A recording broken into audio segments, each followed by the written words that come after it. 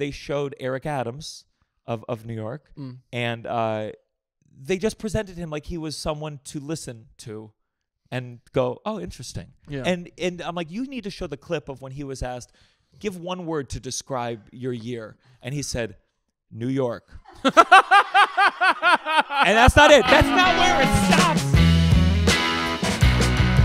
I saw you on a podcast recently, actually. I wanted to read something to you, but I saw you on a podcast with two homosexual men, and they asked if you were gay, if you thought you'd be a top or a bottom. They said, which one of us would you have sex with? And one of the caveats was one's a top, was a top, one was a bottom. And I said, well, that's influences it more than which one of you do I want to spend? Right. It's like more, but what experience do I want to have? 3 minutes. Okay. Yikes. That's tough to hear. It would be my first time. It would be my first time. Based on other first times, it's not going to be like you said rollicking. Who do I want to spend 45 incredible seconds with? And you said that you would be verse, which is I always refer to being verse as the bottom's plea deal. You versus what bottoms say. Everyone's verse until it's time to top, and then there's a lot of bottoming going on. Yeah. I've heard. Which one of those guys would you fuck? Come on, I want to get vindication for those guys. Well, first of all, I believe I said Colton. Did you pick? I didn't watch the whole thing. No, I don't think. I think they were happy knowing that I said both. Yeah, I said, how could I choose? You really I must played it well. have sex with both of you. You really played it well. I leaned in. It shocks. Or bent over, whatever you want to say. Oh, Gianmarco. I just told Beth Stelling this on her episode of So True that it defies, and it's true about you also, it defies everything I know about the world that you're not gay. Yeah, I'm shocked that you really think gay. That, like, because you know a lot of feminine men. It's not about being feminine. It's about being, there's a charm, there's an essence, there's the way you're sitting right now. There's a lot of things, the musical theater of it all, there's a lot that makes me think we missed out on Gianmarco. He should have been a gay man. Sure. The community lost. So I went through this, I guess you could call it a phase, but in middle school, certainly no one was out in my middle school. We had one teacher who was out. And one time he saw me dancing before a class, and he said, and this was like a sort of Christian Echoes private little school. And he said, Gianmarco, don't take this the wrong way. That's the gayest thing I've ever seen. I don't think he should say that. Sure. Yeah. Sure. But I was the closest thing to another gay friend he had at the school. So I went through, and I don't know what it was, but I went through kind of a phase where I would like very over the top flamboyantly like hit on other guys in the class. Like just that was my comedic, that was my clowning in class. I remember the era, yeah. And I'd like wink at them and be like, hey, and they go, ugh. Yeah. And that was like it was a phase. Yeah. And it ended because I went to some kind of school dance, and there was a very kind of conservative quiet, the band teacher. His name was Dr. Lewis. Doctor. He made us call him doctor. Of course, yeah. And we were too young to say, well, let's discuss what definitions of words relax and why they're important. And so we went to this school dance, and he was my advisor, kind of homeroom teacher. This is 8th grade.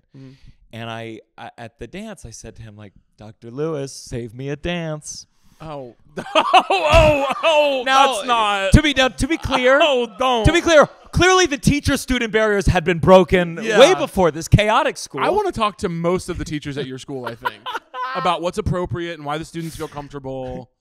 So I get home to my dad's house, and hold on. You turned to this man and said, like, save me a dance. You did that. But that over the top. Yeah. Not like, hey, Dr. Lewis, save me a dance. It was publicly, Dr. Lewis, save me a dance. It was funny because he was so something. Yeah. You know, straight or closet, who knows? Yeah. So I get home and it's like 10 p.m. and the phone rings, the landline. No, not the landline. A landline. I pick it up. It's Dr. Lewis. Is your father there? No. Yes. And he's on the other end. Let me talk to your fucking dad right now. No, he goes, oh, he's not there? Great, let's keep talking. So wait, no, that's not what happened. No, that's not what happened. Okay. No, I was like, wait, hold on. You cut. I was gonna set this up super comedically and then turn real hard. Yeah. And I got my dad, and my dad is like, doesn't care about societal rules at all. Yeah. He's the right guy to get this call. Yeah. And so the teacher told him what happened, and my dad was like, "Who the fuck do you think I give a fucking shit about this? You call my home as I'm putting my daughter," and just reamed him out. Reamed him out. King. And he was like, "I know my son's gay. Shut the fuck up." And the next on Monday, this was like a Friday, and then on Monday I get to school and like someone else is there and they say, "Hey, so I know Dr. Lewis is your advisor, but I know there was some kind of confrontation over the weekend. We're gonna, you can be part of my advice." So like I basically got plucked out of his advisorship because I had made him whatever horny. It was horny. You made him so horny. But that's the question. That's the question. Him on. Was this so inappropriate, or did this make him so uncomfortable because he was either homophobic or felt something and he was trying to repress and I'm just like, come on. Well, I think he was a chomo. I'm sorry to say. I think he was like, I can't. This kid can't be turning me on like this. And then he calls your dad and kicks you out of homeroom. What a weirdo. Well, I think they pulled me out. I wasn't in trouble. Like the school, I think, was like, we don't want to touch this. When this kid comes out of the closet in a couple years, he's going to report that we were homophobic. So they treated it very delicately. The gay teacher was like, put him in my homeroom. I'll let him do his little gay dances in there. I love that. That was that. I just feel like the seeds of whatever it is about me, like it goes all the way back. It's early planted. Yeah. Well, it's a compliment in my camp. In my house, it's a compliment. Sure. Sometimes people will come. They'll say like, "Oh, you're gay baiting," and I'm like, "Well, I'm just the worm." I don't think you're making enough money to be accused of that yet. I think you'd have to have like several houses to be sufficiently accused of gay baiting. Sure, and it's a profiteering thing. And I think they can feel when the switch happens, when their advisor said, "Hey, if you wear this overalls with just this loose, one nipple out, ticket sales will go up 20%. We did the math. You'd be doing stadiums. Yeah, yeah. If you would just do a little bit extra. Yeah, I have something to tell you. Tell me, please. Chance, our producer, did a level of research on you that I think is actually troubling. And he put this... You first hit on a teacher in 3rd grade. Yeah, he knew about that. He knew about Dr. Lewis, come on out. He sachets on out. He's like, you helped me find myself. He's like, me and my husband talk about you every day. No, this is... Chance. So Chance sent me this information on you. On February 7th, 2009... Jesus. You have to start it like a procedural. Sure, and that's how it's given to me. Uh-huh. You posted on Facebook this status. I sang in a chorus for a DC Christmas special and Bush was there. On the Washington Post website was a picture of Mr. and Mrs. Bush and me singing with the silliest face. Oh my God. Scary seeing the president up close. In status. What did you mean by that?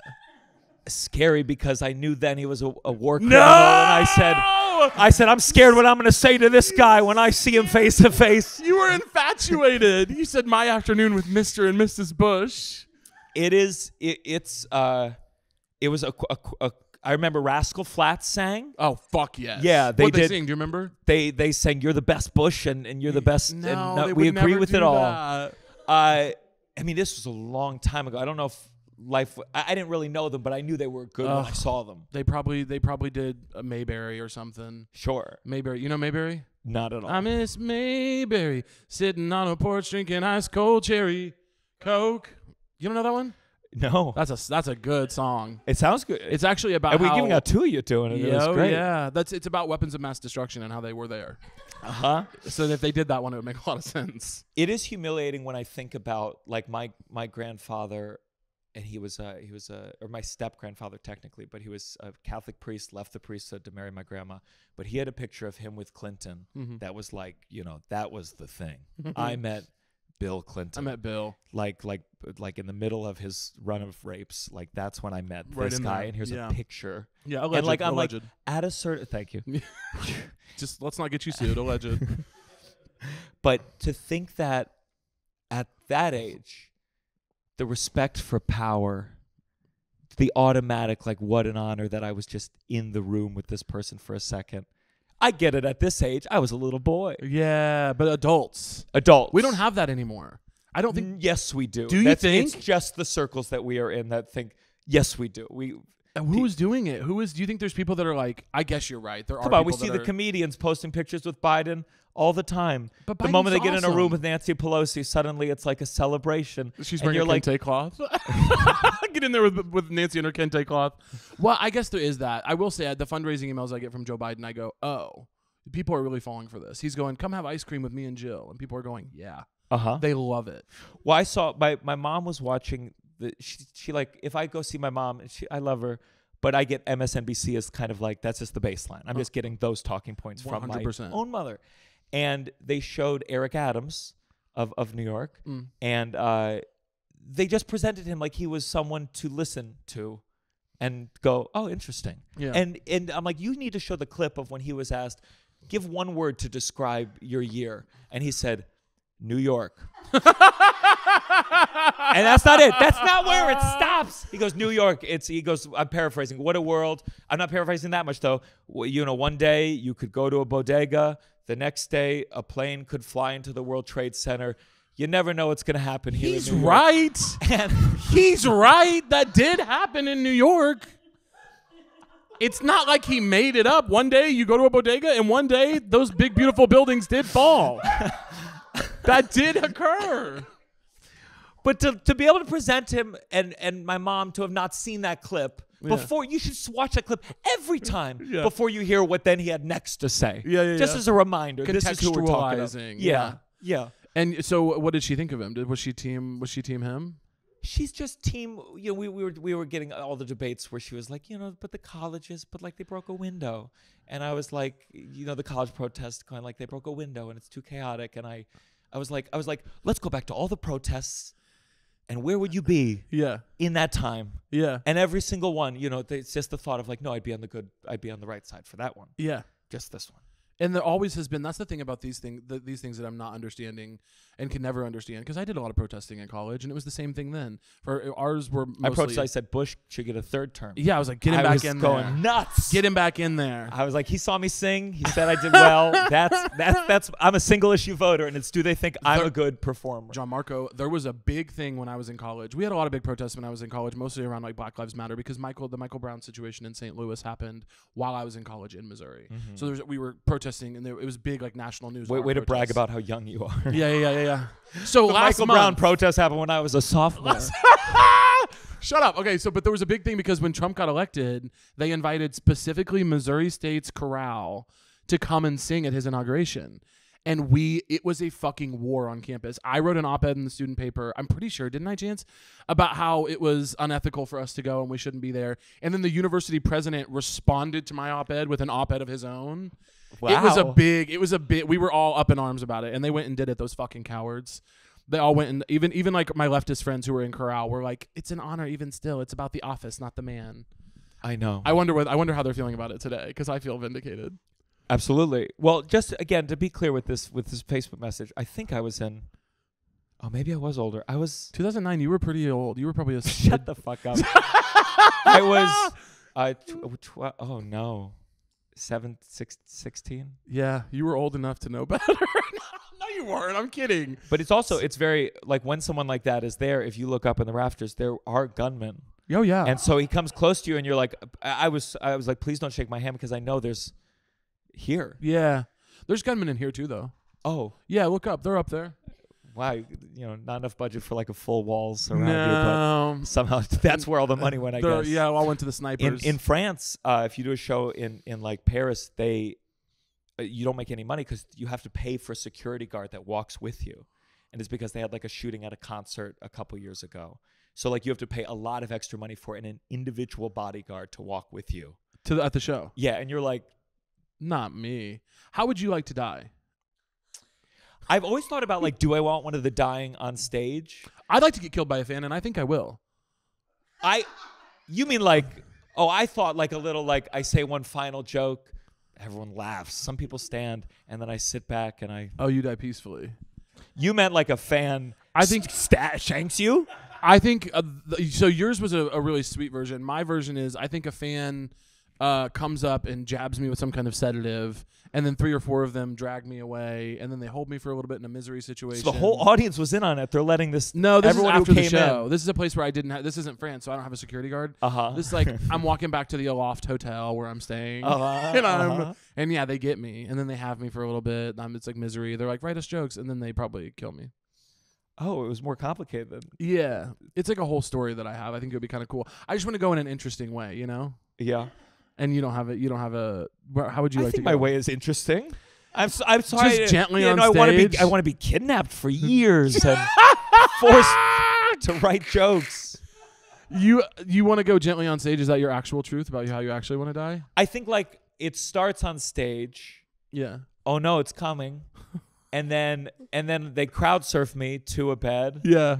And there's some more, you know, a little more closer loved ones. Yeah. But in the distance, I still see all the bigger, you know, distant loved ones. And, And that's how I want to go. I think I was thinking there was when I was in Berlin for New Year's one year, and they were shooting fireworks at us really intensely. And Allie was there. Allie, remember? They shoot fireworks at you in such a crazy way. It's like people are actually could maybe get hurt. And one of our friends was very reasonably like, I'd like to get off these. We were scootering through the city and getting fireworks at us. And one of our friends very reasonably was like, I'd like to get off the scooters. And I was so annoyed with her. I was like, oh my God, like when we used to be fun, you know? And I think it's because I was like, this would be an interesting way to go. You know what I mean? Sure. Firework injury in Berlin. That's a cool way to go. Yeah, but you don't get to the joy of the headline. You don't get to look at it and go, oh, that's crazy. Well, sure you do. You just feel your body go different places for half a second, and that's the final moment. Gianmarco, sure you get to look onto the earth after you die. If you're doing things right. Sure. If that was the restriction, God said, how'd you die? Boring. Boring, bye. I would like that. That hell is just people telling the worst stories about how they died. I was sick. Just stage 4 cancer, I'm falling asleep. Do something interesting. You're like in a bed? Ugh. One of the times I did your podcast, I get asked to come on Gianmarco's podcast a lot. Thank you. One of the times I did, we had a conversation about religion that people really liked. We talked about me losing my faith. What is your deal with God? I ask people on here a lot. What do you think about God? Oh, God. I mean, I'm definitely atheist leaning. Okay. But I don't want to be. Yeah, okay, interesting. But I'm not an atheist, but I'm a millennial. You know, I'm just like, I think there's something. Yeah. But if you go any further, you articulate one thing of that something, I go, Jesus fucking Christ, the psychopaths over here think they know what they're talking about. I'm ready to come up with examples. For me, the biggest obstacle to the belief in God is the problem of evil. That's like philosophically like the one of the reasons people go, how could there be evil and suffering and just pain? What's the theodicy dilemma? Yeah. The three-pronged, like, I always kind of fuck this up, but it's the theodicy dilemma is, I think it was Howard Kushner, and it's God is all good, God is all good, God is all knowing, and God is all powerful. Knowing and powerful, I don't have trouble with the concept of something that's knowing and powerful. Yeah. But I think like sometimes I think, you know, like Descartes said, we have souls, but no animals have souls. Yeah. And I'm like, part of overcoming the problem of evil, you really have to get rid of thinking about animals. Yeah. Because the suffering that they endure is so unbelievable. Yeah. That there's no way a God, they can't be they can't be meaningful. Because if it are, then the world is so evil and we're so evil. Is the suffering that animals go through that bad? I saw this video today on Twitter. It's like these orca whales, they do this thing of seals, like, you know, on an ice patch. The 3 orca whales, they go underneath together. Yeah. Makes a big wave, fucking knocks the seal off, and then they eat the seal. Yeah. If the seal matters, God cannot be. That's not as bad as working a 9-to-5 job. That's not as bad as clocking in at an ad agency and doing billable hours for Colgate. 3 orca whales? Imagine if we're sitting here right now and suddenly go, whoa, and we fall in the ocean and an orca whale eats all of us. It's over in an instant. But every day to get up and go to a job and pay bills is so much worse than that. Well, humans have it worse than any animal. So that made you stop believing in God, having a 9-to-5? Yeah, pretty much. I mean, no, it started before that, but I'll say if I had anything left in the tank, it would have been totally depleted. The alarm goes off. You're just like, oh my God, so heaven is fake. The heaven is fucking fake, dude. Wait, I had a day job in Chicago when I was first starting out in comedy right after college where I would show up late all the time. Like I would show up late constantly. Yeah. And eventually my boss, she was really sweet. I really liked her. She was a good boss and I was a bad employee. And she was right to clock that. Mm-hmm. But like the 5th time I showed up late in a single month, she pulled me aside and was like, hey, you said you overslept again. Do you have like an alarm clock? And if not, is there a barrier to you like maybe getting one? Like she was going to buy me an alarm clock so that I would come to work on time because I was a personality hire. Sure. And she was like, all we need you to do is show up on time. Really, anything after that we can handle. And I was like, I can't do it. I can't do it. I have a friend who's like clinically late in a way where you go, I don't think they can help it. I think something's, and I have things, and this is just their thing, and I'll just lie about when we need to meet, and I need to make the adjustment. Yeah. I need to show up 15 minutes late. I've got friends like that. Yeah. And you have to say, hey, dinner's at 6:30, and then you just know we're all showing up at 7. Mm-hmm. What's annoying is when you do that, and then they show up on time. Yeah. And it's like the one time you've ever showed up on time in your life, you called my bluff immediately. And they're having the same conversation with their friend that you're the late one all the time. And you're like, well, I was just trying to account for you. Matthew Broussard had some joke about the thing with Zoom meetings is if you're late to a Zoom meeting, you have no excuse. You're just saying, I don't respect you enough to be on time. And it's such a good joke. People really do push. I will say Zoom meetings, like you can tell the people that are getting on 5 minutes late just to avoid small talk. They'll be like, sorry, I was running from another thing. I'm like, running from another thing? You were sitting in the same spot in front of your screen. Just end it and come over here. I go to therapy later, and I think that's how I know that I've disinvested from an aspect of it. Mm-hmm. I think doing Zoom therapy is really gradually taken so much away from it. What are you working on in therapy? What are your big things? Tova asked me this morning. What are you working on in therapy? What are you working on in therapy? I'm being serious. Me and Tova want to know. Sure. Well, I'm not going to say all of it. Well, say all of it. Come on. It's a good, the clicks would be huge. It's so whiny. It's just self-worth stuff. Self-worth? Yeah. That's interesting. I wouldn't peg you as a self-worth guy. Like lack of. For sure. I knew what you meant. I'm saying, I would think you have self-worth. You're really working on that a lot, though? I think I struggle. I see other people's talent as proof of my lack of. Interesting. Yeah. You're so talented. I was actually literally just thinking that I think it's really cool that, because you were saying Netflix's Joke Fest is going on this week. Who knows when this episode will come out? We bank them. But right now we're recording during the festival, and you're doing stand-up, which you're extremely prolific at. You're a very good joke writer and performer. You're also doing your podcast, which is a lot of fucking work, trust me. And then you're doing sketch. You're doing so much stuff. There are people who don't even do one of those things well. Sure, and you're doing all of them well, and you're in therapy for self-worth. Like the sketch team. Yeah. They're all so talented. And I was just going through a bad wave. Yeah. And back in the day, that sketch team, it would trigger me. This was before I did stand-up. They were so good. Yeah. I would just have this moment of like, I am terrible. I don't belong. I'm here for whatever reasons, but like I'm not actually good. Yeah. And Russell, my co-host on The Downside, I love Russell. Is and you've never seen him do like sketch, and like he is like Chris Farley is one of his favorites, and it's that element of just explosive talent. Yeah. And it struggles sometimes. I just see it and I just go, I shouldn't be up here. Yeah. I should be producing to help other people get that light. Mm-hmm. And that's just the constant voice. And it flares up, especially when I'm doing something like sketch, which is not my primary. I have to do acting now. And I used to try to be an actor. I stopped because it didn't get there. And now I'm getting to the point where people go, they want you to act. And I'm like, I don't want to be the okay comedian in the great acting thing. Yeah. I hate seeing movies and you see a comedian, they go, they were good. And I'm like, they said the words, but it was the worst performance I've ever seen in my life. If you want to bring back earnest criticism, that's something you're interested in, is earnest criticism of your peers. What do you think of me? What's your least favorite? Your least favorite thing about me? I'm a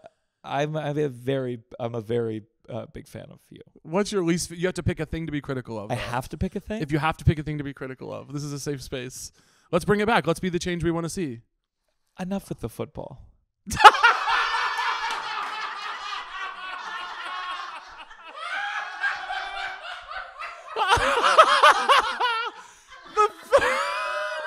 Your fan base is not interested. The fact that you tried to pretend like you couldn't possibly come up with something, and then to give you a breaths moment and for you to have it loaded up. I walked up and iPhone note just said, "Bring up the football." I was like, "You're gonna do it. You're gonna do it." I like football. I can't talk about it. You think I should chill out on posting about it? No, it's your joy. It's your joy. I just so viscerally have no interest. Yeah, well, that's no interest. That's how I feel about musical theater. And really, oh yeah, when you post about musical theater, I'm like, Gianmarco, like, come on, you don't like any musical theater? No. You never did it? Did you ever do it? No. You never played football? I did. And you didn't like it? No. Oh my God, are you kidding? It was horrifying. No, come on. It was horrifying. Come on, it could be fun, a little brain damage. Oh. Why not? It was, I remember one time they like said, "Oh, we're going to scrimmage like the next grades up team." And it's like, it was the age of like puberty. And this team, it felt like I was going to get killed. You know what? At my high school, and anyone who went to high school with me can fact check this, the musical theater kids were meaner than the jocks. They were meaner. They were vicious little psychopaths. Interacting with those was so difficult. They were so mean, and all the jocks were just like, "Oh, I could go play football." Like they were just stupid, and it was fun. The musical theater kids were mean as hell. Yeah, and of course I was friends with them, but it's like I did not respect them. Come on, what's one musical you like? A musical I like? Yeah. I don't think I like a musical. That's crazy, but you can't Would say you that. Cola Scola? That's like I don't love country music, but I'm not gonna be like I couldn't think of one country song. I can think of a musical. I just don't think there's one that I'm like, oh, I'd like to see that again. Like I'd like to. Is Cola Scola's show a musical? Because it is not a musical. Well, Cole sings at the end, which is a lot of fun. That's true, and I love that show. Here's the thing. But it's not a musical because technically that's just music within a play. I mean, it is a play. Okay, no worries. I support a lot of live theater. That's the other thing that has to be known. I've seen all my friends. Chance, our producer Chance, was a BFA guy, and I went to every one of his horrible little productions in college. and he was a lot of fun as Uncle Vanya. And I think, was that one again? That you did? That's a play as well, just to be clear. Yeah. Midsummer. Oh, yeah. You know, and I was happy to go. I support the friends. I just don't think it's for. I don't think musicals are really for me. Okay. There's too much. I don't like when the emotion gets big. They start singing. That bothers me. That bothers me. Let me send you some. Okay. Because I know the ones you're not gonna like based on that assessment. Yeah. I'll steer to the ones. Okay. The talky singy ones. Okay. Give me that. You know what? Here's a criticism I have of you. Wait, I didn't ask. Well, I want to give it to you anyway. Okay. That was the game. Okay. Yeah. Well, yours was very funny, and now I'd like to go. Well, there's two. No. Whoa. There's maybe. Do you want to go alphabetical? There's two. Here's what I'll say. One is I actually don't want you to stop, but I have to say it. And the other one is you've already done it and you can't stop it, but don't ever do it again. So things I want to criticize about you. The first is you are dating my manager. Tova Silberman, entertainment industry, Megamind, and Genius. You gotta have her on. I'll have Tova on. You know what we're doing next week? My mom is flying. I'm flying my mom out, and we're doing an episode with my mom, and that's going to be really fun. Wow, that's going to be fun. But you're not going to get me off track. The things, okay. So when you post, you're dating my manager, who I love deeply and is also a good friend of mine, and you will post sometimes the most horrendous shit. You'll post like my girlfriend and I were watching porn the other day, and she was me off, and I'm like, that's my manager. No, I'm getting on a work Zoom with her in 30 minutes. Well, I tell her, wrap it up. You got that meeting with Caleb. You gotta stop. I don't think I post that many sex ones. Well, everyone you do, it comes to me somehow. It finds me in the universe. So that's one thing. And then the other thing, this is something you've already done, so you can't take it back, but don't ever do it again. The little bit that you did with your opener where they wore a big shirt and you made fun of it, and then you guys did like a fake online beef. Don't do that, because I saw that and I want you to know that I was like, this feels like satire, but in the off chance that it's not, I'm about to fucking destroy this comic on Gianmarco's behalf. I was about to make a video destroying that guy because I was so mad that a comic would treat you like that. And I had to text Tova and be like, tell me right now if this is real before I destroy this person. And Tova was like, it's a joke. That's very sweet. But I was ready to go in for you. I'm glad I know. You triggered my fight or flight, and then it was all for some little gag that you had to do. It was a parody of a real thing happened at that club, which I didn't know about. And it was but it was really exciting. Yeah. Yeah. It was exciting, you said. Like, yeah, the person who made the initial complaint just got so toasted. Yeah. I feel, I'll tell you it. You want to hear it? No. Well, yeah. What is it? What happened? So this is my allegedly. Put this in with the Bill Clinton stuff. I throw this in the Bill Clinton bucket. So this woman, and I'll say the race. I think it comes into play later. Okay. This was off mic. You said something. Okay, listen. I didn't mean to phrase it like that. Wait, no, I said nothing. There was nothing off mic that I said about racial. So she made a video. She was like, I just got assigned to host for this guy. I'm not going to say his name, but obviously it could be found. He was late, and then I was doing really well. And trust me, I've been doing comedy for 8 years. So if I'm bombing, I know I was bombing. And the moment she said that, you said you bombed. You bombed. And it was like he was late, and he made fun of me, and he made fun of my outfit, and I was doing really well, and just fuck this guy. He of course found it. It was a very popular, blew up on social media. I think it's important for the context. He's black. The audience was mostly black. Mm-hmm. And he just said, and obviously he filmed 10 different angles of this entire night. He said, I wasn't late. I have the receipts. I was on Instagram Live. I made like a couple jokes. Here's what you brought me up to. Boom. You see the video. And she says she's bombing. And then she says to the audience, you guys ready to get buck wild? And so he went up and he made a couple jokes at her expense, but not. Yeah. And she just got.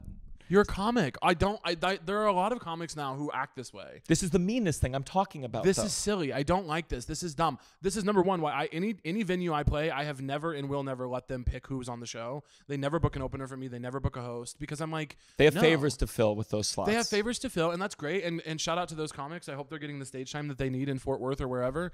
But you're not going to be on my show because I don't know you and I don't know how you're going to behave. But that's the other thing is these comics now, they're upset that another comic poked fun at them. It's a comedy show. You're a comedian.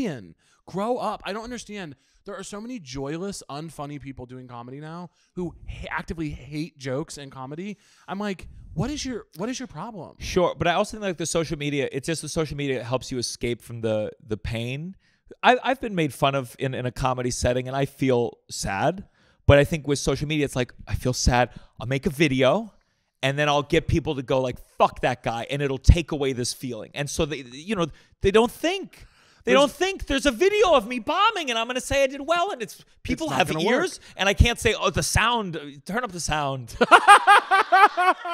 I mean, you just know it. And so you feel that pain. And I just think, at least right now, making content and videos, sometimes people use it just a way to get out of the non-internet pain that they feel. Yeah. And distract. I'm not saying that you can't have your feelings hurt by something that someone says about you on stage. Not everything is free game. I am saying just generally a little bit of ribbing at a comedy show is like, come on, man. Like, we're comedians. What hurts your feelings? Because I see you as like very like able to brush. That's why I wouldn't want to get an online beef. The things that you're able to retort with, to me, strike me as you must be level-headed, because I'd be so mad. My retort would be like, well, fuck you. I try not to engage anymore with anything negative that anybody says to me online. It was a big thing I was doing on Twitter where I thought it would be so funny to like engage with it. I try not to, the TikTok comments or anything. I don't have a choice but to have thick skin because people are horrible to me online. People say the most horrific, awful stuff to me online all the time, no matter what I'm posting. Sure. There's a clip up right now of this. This actually has been bothering me. And I talked about it a little bit on our Patreon, but we did an episode with Leo Gonzalez, a very funny internet guy, and there was a section where we talked about boundaries and like deal breakers in dating. And Leo had made some joke like, I don't have any deal breakers, look at me. And I was like, no, you're sexy and I have deal breakers. And I was like, here are my deal breakers. If I go on a date with someone, I ask them a bunch of questions. They don't ask me any, I'm out, you know? Just little basic human decency things. There are hundreds of comments on that video with tens of thousands of likes. And I'm talking like 10, 20,000 being like, this guy can't be picky. Why does this guy think he can go on a date? Like really horrible stuff. That kind of shit doesn't usually bother me in like pieces. But when it starts to get like mass approval about you're like, wow, 10,000 people are like, and 2,000 people responded to it and were like, LMAO, I was thinking the same thing. Glad you said it. And then that comment gets 2,000. You know, it's like, damn, we're really like going down the rabbit hole. More likes than the video has views. Oh my God. People making T-shirts. It's like, yeah, it's like these people are they're finding community in the comments. Yes. You know what I mean? Yes. They're literally finding like lifelong brothers and sisters in the comments. Misery loves company. And they're having a good time with it. And the whole thing just started from me being fat and liking myself. That's nuts. Sure. So that shit gets to me a little bit. And I talked about this maybe with Jack Martin on the show, but anytime I see a hate comment and I go to their page and they look like someone I would agree with and be friends with in real life, that gets to me. Yeah. You know? I definitely see a lot. Like I think about like how do you teach kids about this? I don't know why. But I go like, I've had podcast clips and the guest is a woman. And you get to, because it's my account, so I get like the notifications or whatever, I get to witness just for a brief second what it's like to be a woman on the internet. Yeah. Just in the comments, not even in the DMs and whatever that nightmare hellish world is. Yeah. But like, I feel like if I were to try to teach internet emotional intelligence to kids, there would be a degree of like, let's make your account or some kind of account if you're a straight guy, a woman, and just to see the messages you get, just to feel, understand what it means to get constant harassment. That's the problem where there's so many of like the woke complaining people. They go, you can't say anything. And I go, it's not even so much that, it's that you are now so fucking famous and you have so many listeners and people who obey by you that the moment you say the F word in a joke, they all take it as explicit permission that they can now go about. And I understand as an artist not wanting to have that responsibility. And I'm like, well, then go do little off-Broadway theaters. You don't want this much power. This is what comes with the money. This is what comes with the fame. The fact that you can now wake up and all your food gets handed to you. In exchange for that, you have responsibility now. You could let it go. Is this you saying on my podcast that you're going to stop saying the F slur in your set? I'm announcing it now. Yeah. Oh, my God. That's huge, Gianmarco. It's done. And I want to say thank you for finally putting women on your show, because you told me you didn't want any women on there. Yeah. And I said, you've got to book women. They're really, there's more going on than you think with these gals. You have a moral clause for getting on this podcast that everyone receives. Yeah. Yeah. Yeah. And that's why you brought up, that's why he looked at the Bush thing. That's all the research he does. Has he ever supported a politician? Yeah, and we look into that kind of stuff. Yeah. And we found your love for Bush and all kinds of other stuff. Yeah. What do you want, Gianmarco? What is I like to ask people what they want on the show. Like what is the goal? Why are you doing all this? When is enough going to be enough? What do you want out of it? Do you want, like, what is the dream? Is it, do you want to be on Broadway? Do you want an hour on a certain platform? What do you want? I really I find the thing that makes me feel good, or like the salvation to my anxiety or lack of purpose, is very much art based. And so the real answer is whatever makes me feel like I'm creative and making worthwhile art. And I really think that is the driving force of my life. There, of course, there's little things about success or fame or money, not little, big things. But like I can be miserable in any circumstance. It's a real talent I have. I'll find a way. I think like I definitely grew up with divorced parents, but both had money. You had divorced parents? Oh my God! You like the Chiefs? I've never. You see, it's just.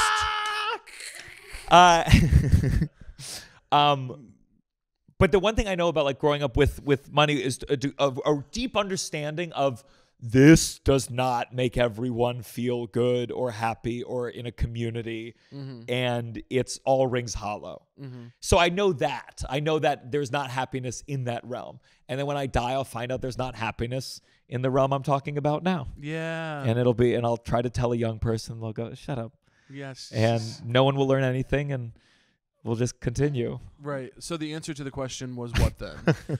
So you kind of took a roundabout way where you said I could be miserable anywhere. I grew up with money. It was cool that you found a way to get that in. I love stand-up. I think like I need to like share my thoughts quick, and so I think that's why I like podcasts. I think that's why I like stand-up. So anything that allows me to continue making things fast, changing it so I don't get bored. And I think the thing that's kind of lacking right now is a little bit more focused to like complete something just a little bit bigger, whether it's a full special or even a more completed sketch as opposed to a clip here or a quick joke there. Yeah. That's the piece that I think is really missing. But I just like stand-up. I think I'm not on stage with other people, so I don't get stuck in my head of like, oh, they're incredible. I'm just like, I'm very in the moment. And that's all that's what I want to feel. That's what you want. You want to have you done an hour? I know you've done an hour of comedy, but have you done a special? I did like an outdoor COVID thing. But no, and it's hard because it's now nothing is even incentivizing it. Like people are doing less. I think you should do an hour. I have these 45-minute, 30-minute things. I'm like, but it's not enough. I understand people going like, I don't want to watch an hour of stand-up. Yeah. Well, it's like, well, this is for the people that do. Yeah. It's like trying to make a musical for you and being like, well, let's cut the singing. And it's like, well, then it's not a musical. Oh God. Okay. Well, but wait, do people not want to watch an hour of stand up? Is that a thing that's happening? Am I behind on that? I just think everyone's releasing it. Everyone's releasing stuff. And if you looked at 90% of specials I watched the first 10 minutes. We have a game with Tova, because Tova's not necessarily into watching stand up specials. And she goes, if I can guess 3 of the punchlines before they say it, it goes off. God, that's so... I don't like that. I don't like that so... But I can't wait to watch the rest of your Comedy Central set. Yeah. God, get the fuck out of here. I do sometimes wonder how much you and Tova... Like, when I'm talking about a career thing, sometimes if I'm being real, like... you know, petty, or the way that you will be with your manager, that you'll sometimes just be like, I would never be like this publicly, but just I'm having a bad day and I'm like, I fucking can't believe I didn't get this thing, or however I'm being. I will sometimes in the middle of a rant be like, I pray to God Gianmarco cannot hear this. I pray to God I'm not on speakerphone right now. Sure. And I think about that. Because I go, this is okay for Tova to see me in this light. It's yes, we're buddies, but also it's our relationship. It's her job, my job, you know? I think anyone who's good at that kind of job has a deep understanding of what really is private, what is just like, well, my boyfriend could share it, but my boyfriend is a comedian. Like I think she can gauge it really fast. I think one of the things she got from growing up in a Chabad community, I think is just like, there's so many levels. There's so many different power dynamics that you understand and synthesize. And I think the intelligence she has from that gives her an angle when it comes to show business. Where there's a lot. Yeah. There's a lot of like, well, you want their trust, so you share this. This cannot be repeated. Yeah. But people like to tell secrets. There was some head of the CIA, and he told his like girlfriend who was a journalist. And I'm like, human beings, you'd think that you could say to someone, you cannot do this. Something in us we have to share. So just so we can clarify what happened just now, I told you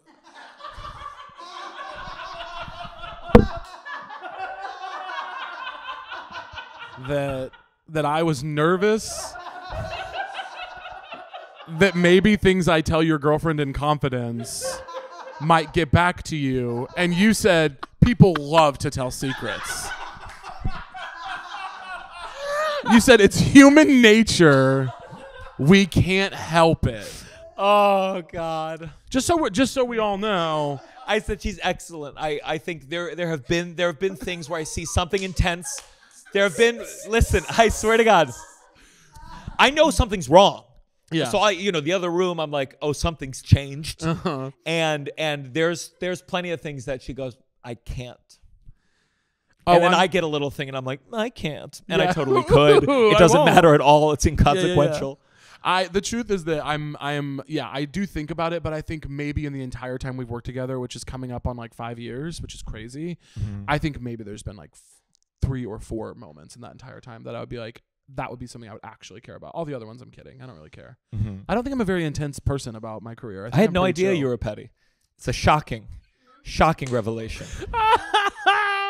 Are you dragging me? Is that a drag? Yeah, a light drag. A light drag. A little touch. Do you think I'm a petty person? No. Not really? I think, listen. I would be open to the no. Listen, anyone who's doing what we're doing is petty. By the average. Yeah, we're monsters. Yeah, sure. Speak for yourself. But for art, no, there's obviously way worse. Gianmarco, who do you like? Who do you like? Who are your favorite people making stuff right now? Who are your favorite comics right now? For me, like Anthony Jeselnik, I admire how much time he takes between stuff, and he just like picked a thing that he did really well and does it. It's so cool that you could put him on right now like that. That was so sweet that you could really put somebody on who just needs to get the attention. Okay, sure. Jeffrey Asmus is one of my favorite stand-up comedians. Yep. He could use the help. So there you go. Now we're talking. Get that guy some.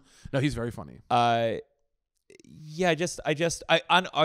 saw Stamptown and Zach, of course, but what's her name? Natalie Palamides. Genius. Like it really it made me go, oh yeah, I was an actor before I was a comedian, and there's so much you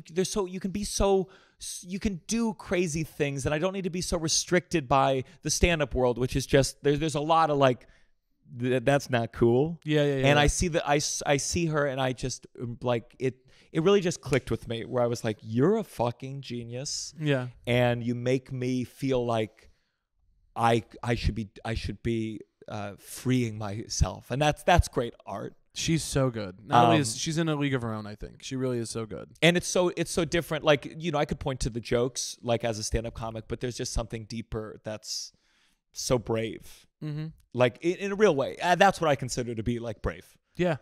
I think that's true. I think bravery in live performance is real risk and real, like, the audience really might not like this, and I'm really trying something and I really believe in it, versus what's become brave is like saying something that your audience is going to groan or clap for. Stand-up comedy, I think, is not intellectual in a way that it's full of smart people, but it's a heady craft. Yeah. So like all our bravery is about, well, did you say that? Yeah. Well, the climate's kind of changing. Can you say this word now? Yeah. Or this thought?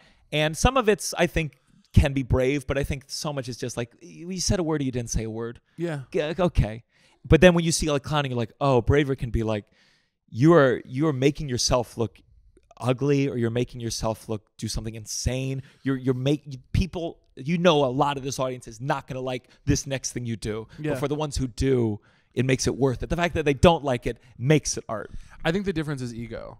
I think it's a removal of ego. The kind of stuff that like Natalie does, or other people who have some kind of like extreme, like I think they remove ego and really are willing to be like, I don't care how cringe and insane this is. Mm-hmm. It's I'm gonna get to somewhere that's worthwhile. And I won't even do. There's stuff that they do that I'm like, I could not imagine going to that place because I would be humiliated if it didn't work. The nudity aspect, where there was a lot of nudity in that show, I think is such an element to comedy that, like, you remember seeing Borat the first time?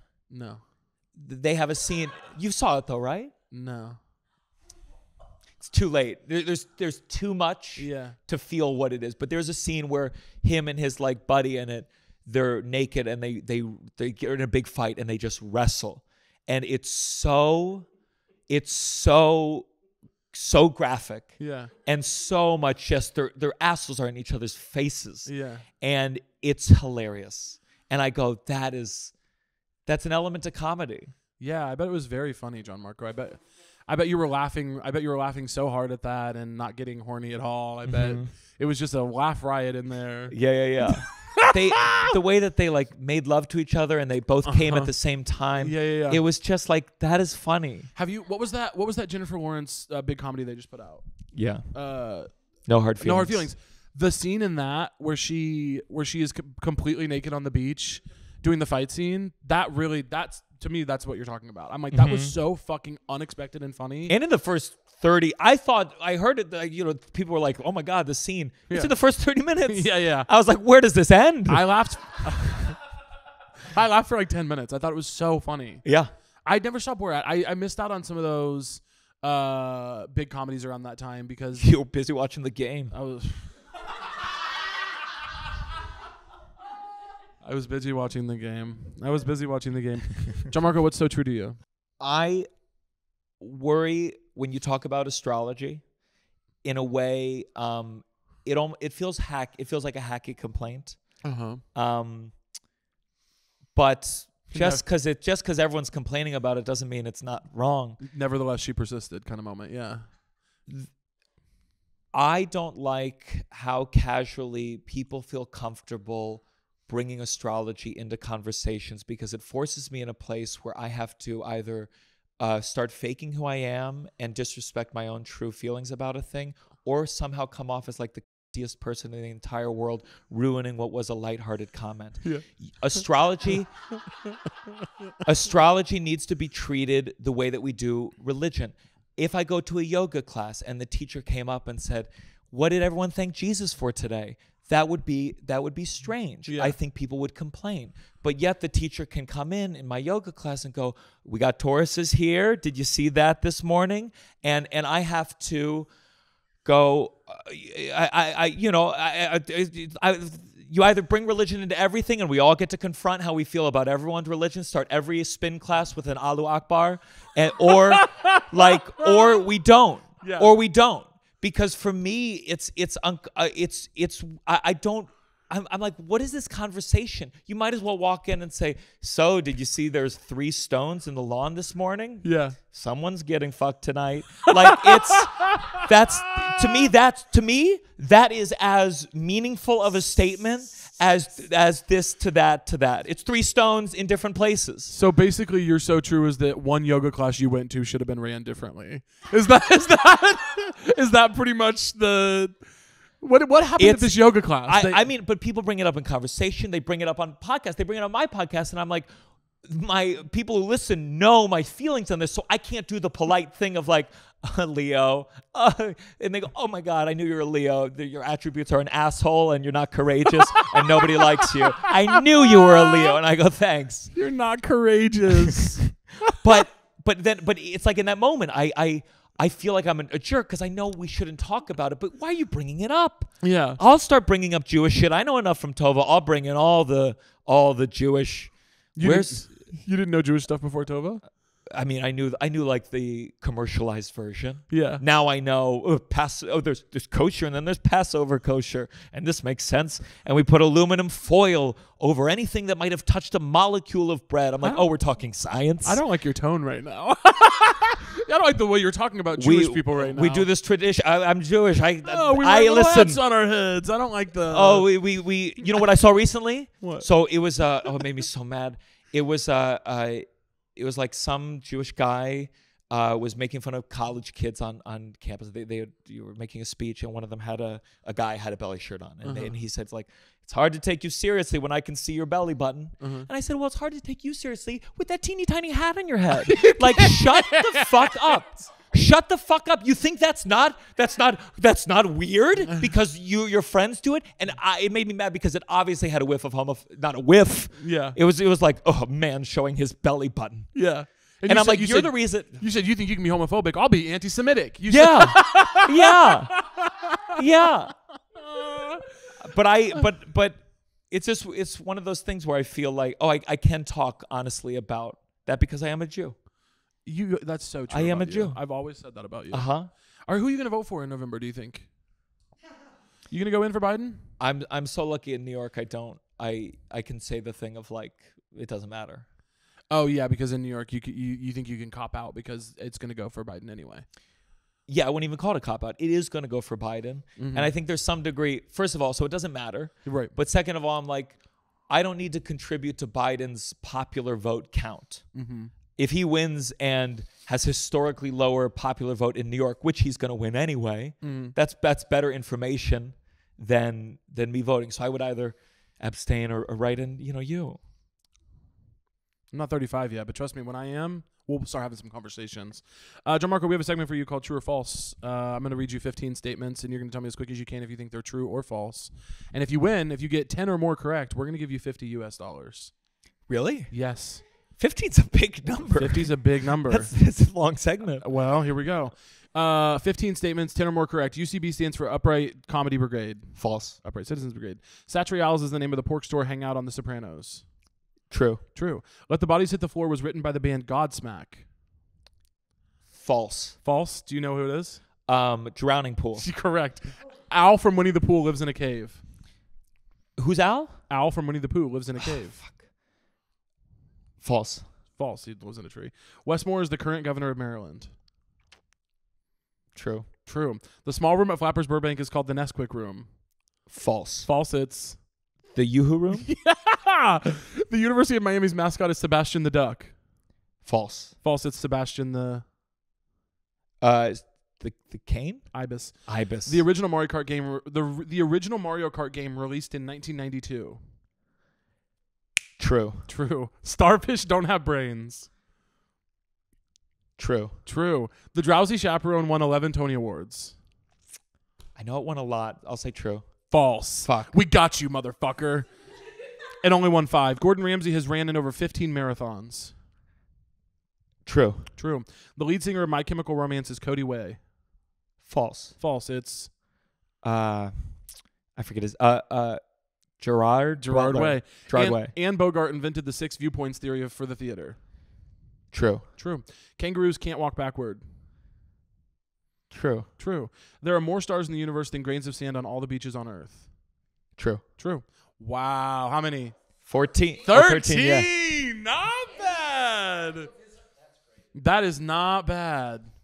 I'm pretty impressed.